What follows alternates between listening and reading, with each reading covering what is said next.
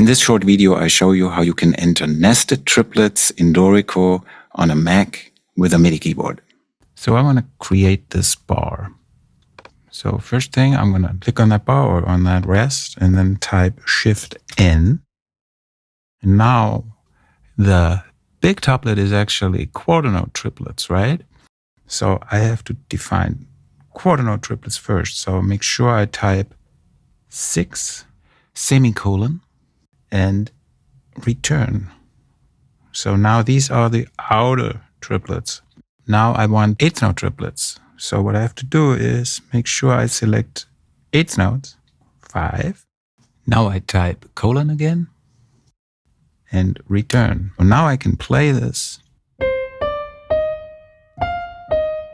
Now we need to insert 2 eighth notes in the space of 1 quarter note triplet. This means we need to end inserting inner tuplets by typing colon.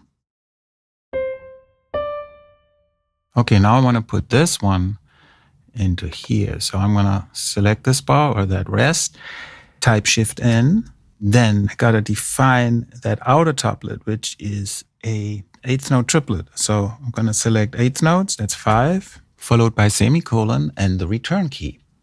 Okay, so the first note is an eighth note triplet, so I'm going to put that in. Now I need 16th triplets. To do that, I have to first switch to 16th notes by typing 4, followed by a semicolon, and return. Now I can put those in, and I'm going to switch to 8th notes again by typing 5, and then get rid of the inner tuplet by typing colon. Let's play the 3 8th note triplets in. Now I need the 16th triplets again. I type 4 for 16th, followed by semicolon and the return key. And I complete this thing by just playing it on the keyboard. That's it.